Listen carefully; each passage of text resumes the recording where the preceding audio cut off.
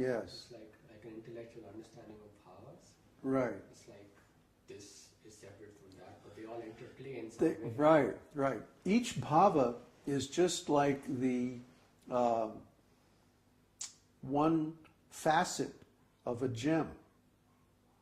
The consciousness is the gem.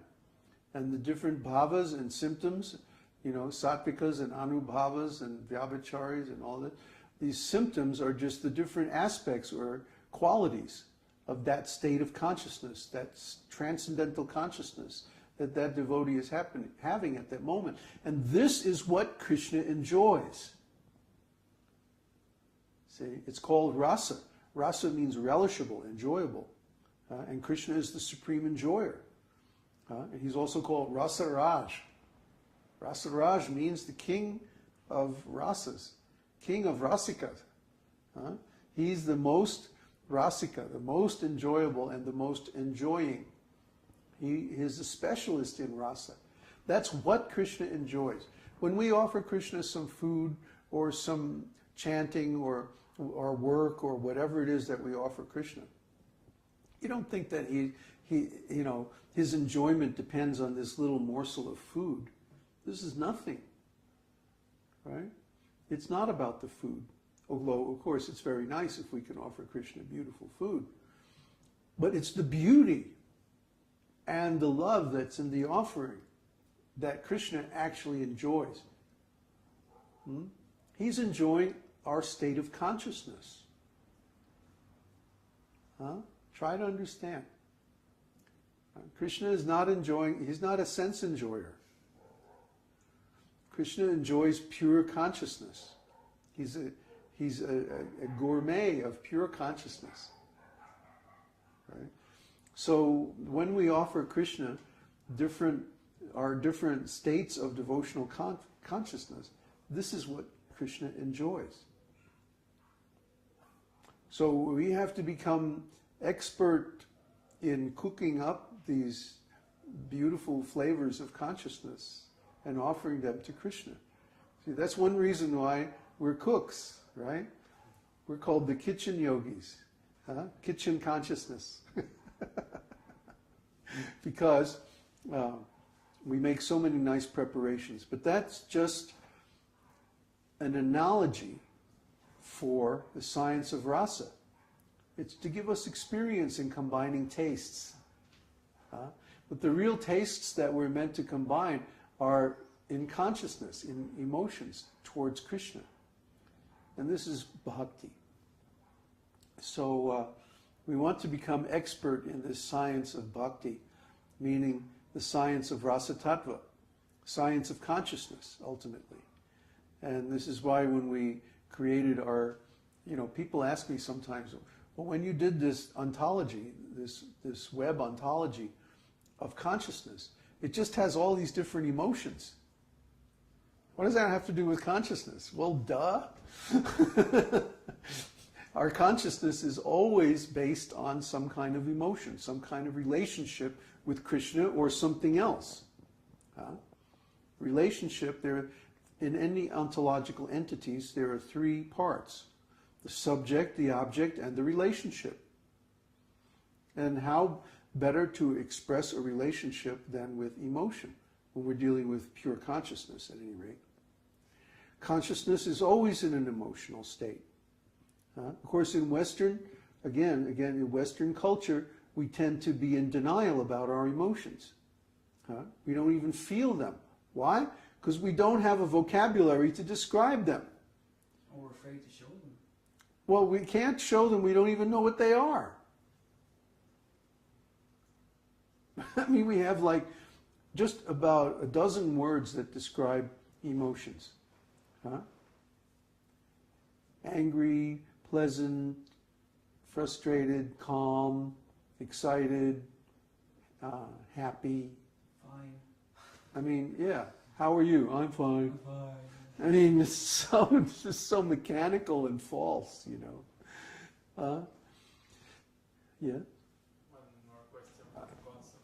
I don't understand the question, but I'll read it out loud. When all bhavas are in me and I go through them, then it would be the greatest when realizing them and to let go of the ones which might be negative. Or that's it. Oh, maybe he has to keep writing more. No, I told him No, the negative or positive. his native speak is German. Yeah, he's German, so he's I can read it. he's right. He's speaking Germlish. No, I understand it. That we don't consider these different bhavas to be negative or positive. We consider them according to their context, whether they're material or spiritual. Try to understand. In material consciousness, there's nothing positive. And in spiritual consciousness, there's nothing negative. So if one is in spiritual consciousness, even if one is feeling anger or confusion or anxiety or something like that, that's not a negative emotion. And even in material life, if someone is feeling happiness or excitement or something like that, that's not a positive emotion. Why? Because the outcome of all material actions is suffering, either immediate or delayed. Because every material action creates karma. And whenever we create karma, that means we have to take another material body and go through the whole thing all over again. So anytime we have a material experience, it's going to lead to suffering. Anytime we have a material emotion or perform a material action, it's going to result in suffering. But every time we have a spiritual emotion or perform a spiritual act, that is going to lead to ecstasy and joy, and eventually liberation from material existence. And the definition of material and spiritual is whether or not the action is related to Krishna. When our action or our consciousness or our emotion or whatever it is in relation to Krishna, then it's spiritual. And when it's not, then it's material. This definition is given by Krishna himself in the second canto of Srimad Bhagavatam. We had a satsang not too long ago where we went over those 4 shlokas, the 4 core shlokas of the Bhagavatam. And that's one of them. Krishna says, if you see anything that appears to be unrelated to me, know that this is my material energy. That being which appears to be in darkness. So whenever we are in darkness or whenever we experience something that's separate from Krishna, we know that's material. It's not really separate from Krishna. Everything is Krishna's energy. But if we see it that way, then we are in material consciousness. And if we act in that material consciousness, that's just going to cause pain.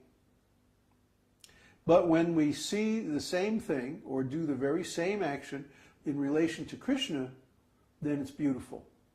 Then it becomes a source of joy. Try to understand. But we don't think in terms of negative and positive in the ordinary way. We think in terms of spiritual and material. Absolute and relative. Okay? Ooh, that sounds low.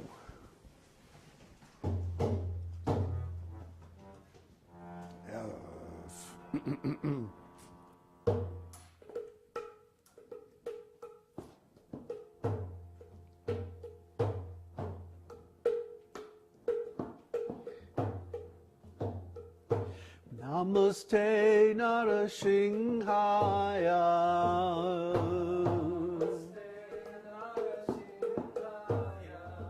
Prahlada Lada Daine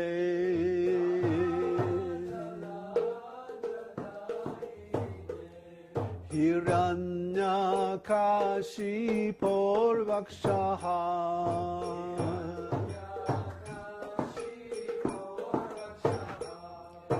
Shila Tankana Kalae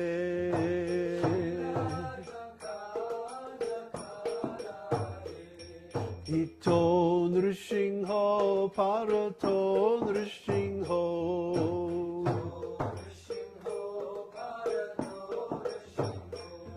Jato Jato Jamitato Nrishingho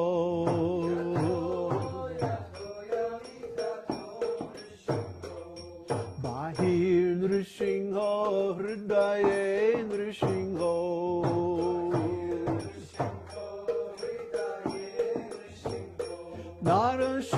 Narasinghamading Sharanang Prapadye